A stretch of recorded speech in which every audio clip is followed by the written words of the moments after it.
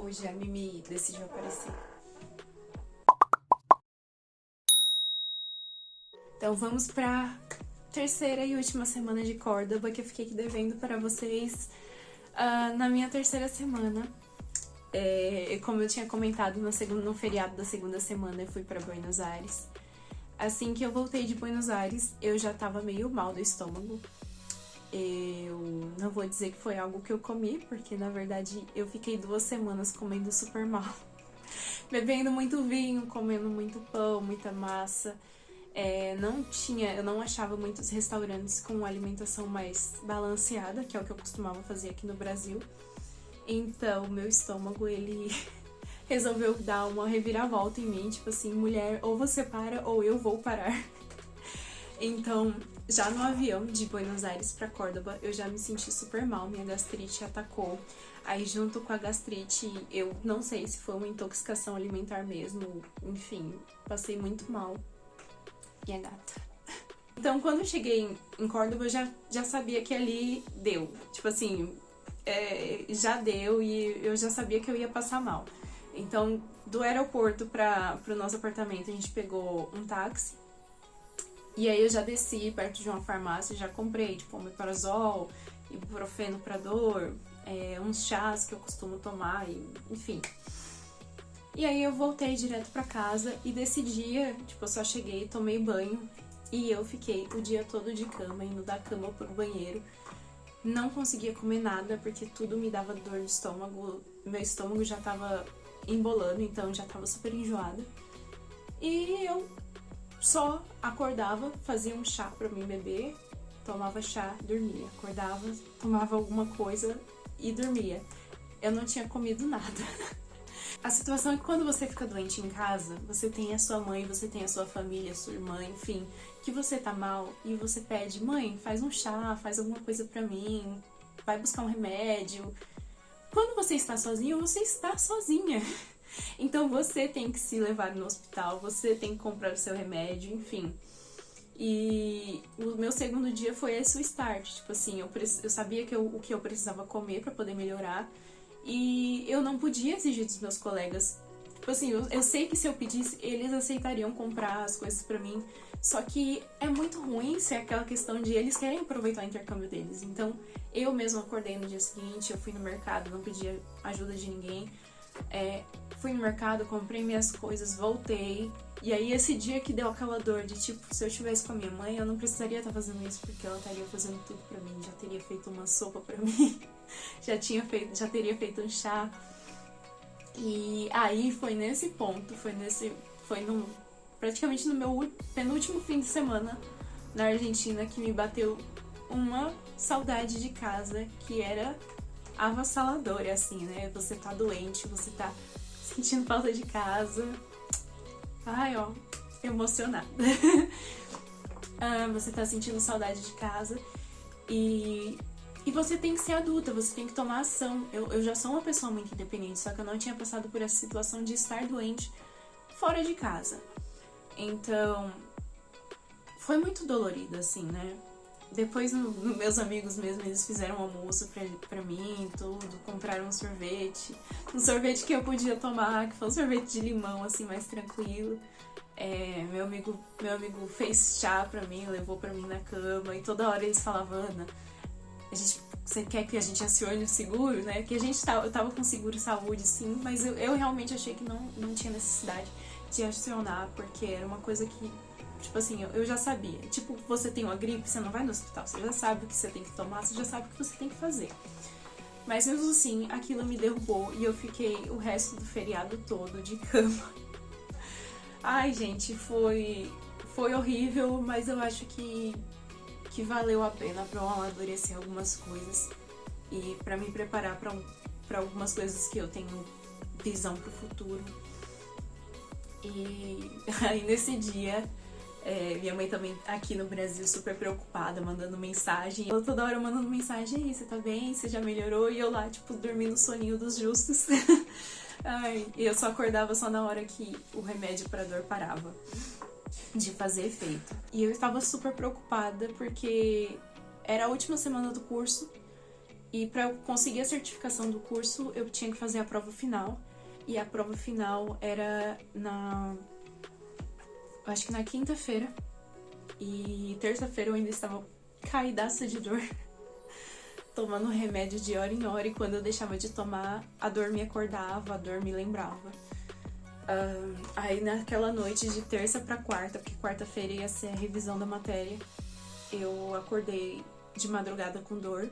E eu comecei a orar, pedindo pra Deus que Ele me desse calma, que Ele me desse sabedoria, que o meu destino estava na mão dele, porque eu fiquei muito preocupada de eu não conseguir melhorar antes da prova e de eu não conseguir a minha certificação, porque era uma coisa importante pra mim, porque era uma coisa que ia encerrar o meu ciclo naquele intercâmbio. Aí no dia seguinte eu consegui acordar bem melhor, consegui fazer a minha revisão no curso, que eu tava super preocupada, consegui revisar todas as matérias antes da prova. E aí nesse dia a gente decidiu sair à noite pra poder ir pro Mundolingo.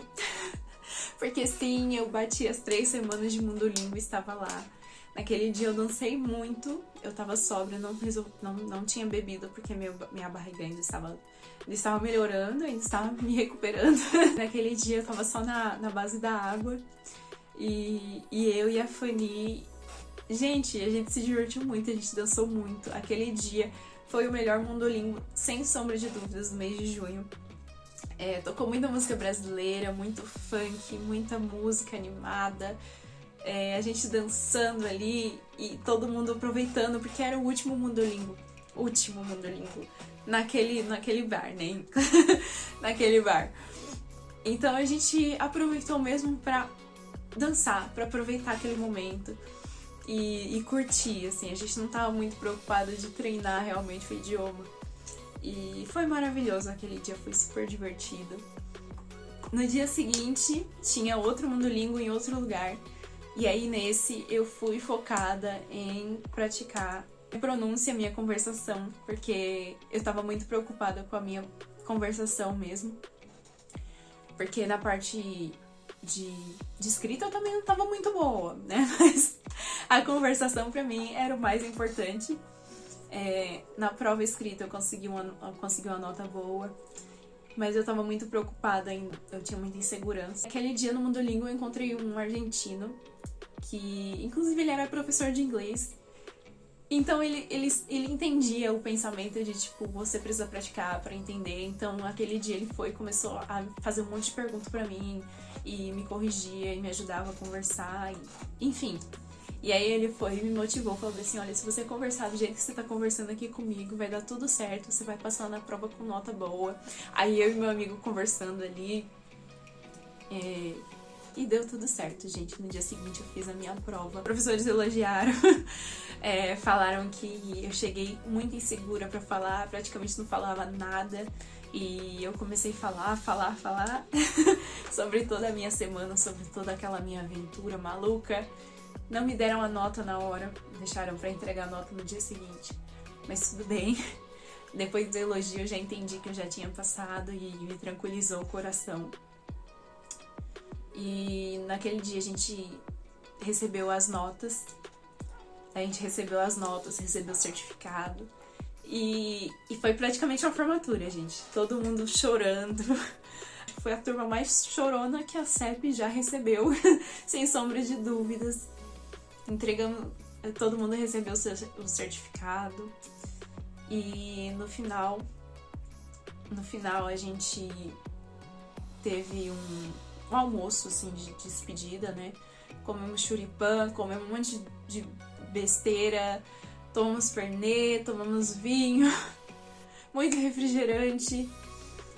E aí foi quando a gente percebeu, acabou, e agora todo mundo, naquele dia já do certificado, da entrega do certificado, já tinha muita gente que foi pra CEP já com as malas, porque ou já tava na hora do check-out do apartamento, ou porque já ia de lá direto pro aeroporto. Gente, é estranho quando em situações dessas de viagem, de intercâmbio, a gente se apega com as pessoas muito rápido e cria laços assim muito fortes, que com pessoas aqui no Brasil eu não teria criado esse laço de conexão que eu criei com eles lá fora.